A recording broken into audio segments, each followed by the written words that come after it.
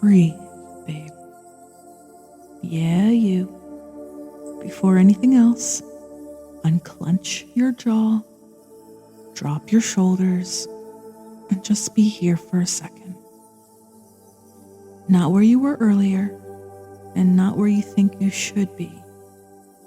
Just here. You're not lost. I know that's the word people use.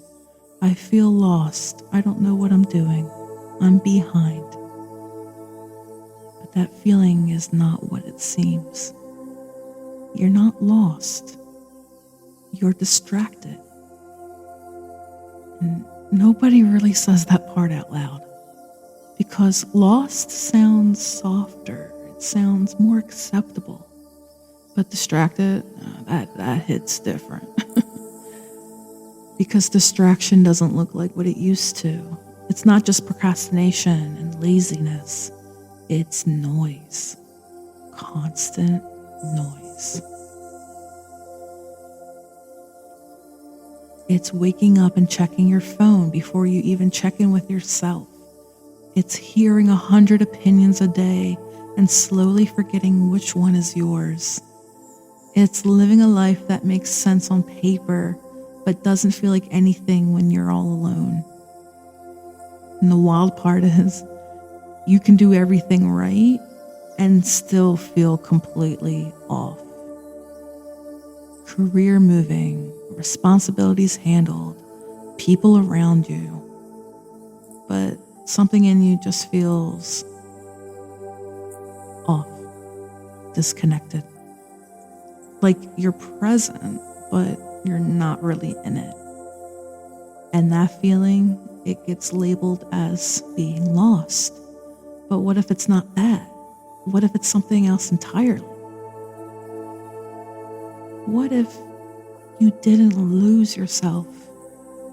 What if you were just slowly pulled away from yourself by expectations, by survival, by trying to be understood, by trying to belong?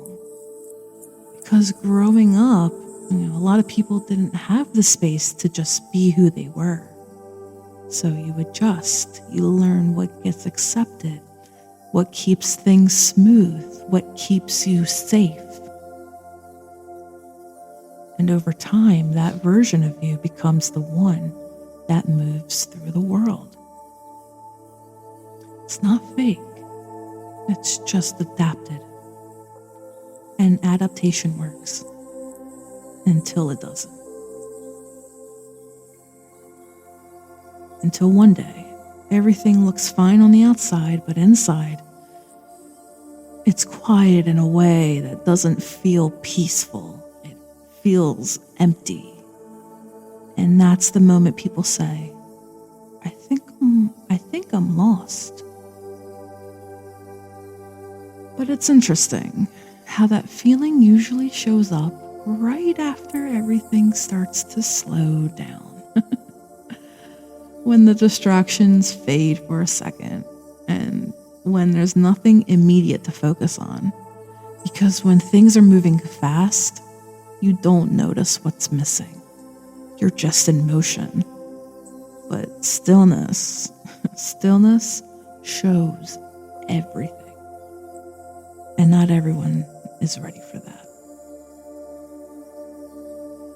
Because stillness doesn't give you answers. It shows you what's been there the whole time. And maybe it was never about finding yourself. Maybe it's about noticing how many things were speaking for you before you ever got the chance to. Because when everything is loud, the quiet starts to feel unfamiliar. And when the quiet feels unfamiliar, people call that being lost. But what if the feeling isn't confusion? What if it's the moment where everything that isn't you starts to feel uncomfortable? Not because something's wrong, but because something's finally clear. And clarity doesn't always feel good. sometimes it feels like distance, like detachment, like certain conversations don't hit the same anymore. Like you're in the same places, but something about it feels different. People call that losing yourself, but it's interesting, like how losing everything that isn't you can look the same as being lost. So maybe no one's really lost. Maybe they're just standing in between who they were told to be and who they haven't fully met yet. And that space doesn't feel comfortable. It's unfamiliar, unstructured, quiet in a way that doesn't give immediate direction, but it's real. So no, you're not lost, babe. You're just noticing. Breathe, babe. That space in between, that might be the realest place you've ever been.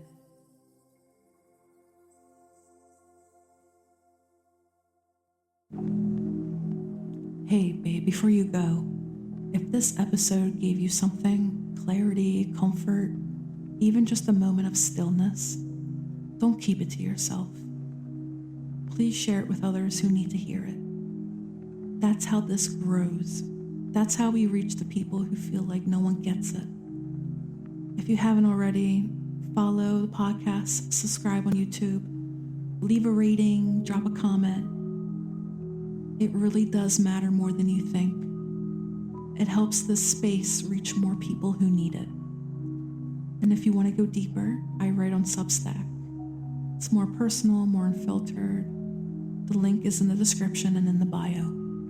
You can also find me everywhere at Breathe Babe Pod. Again, as at Breathe Babe Pod.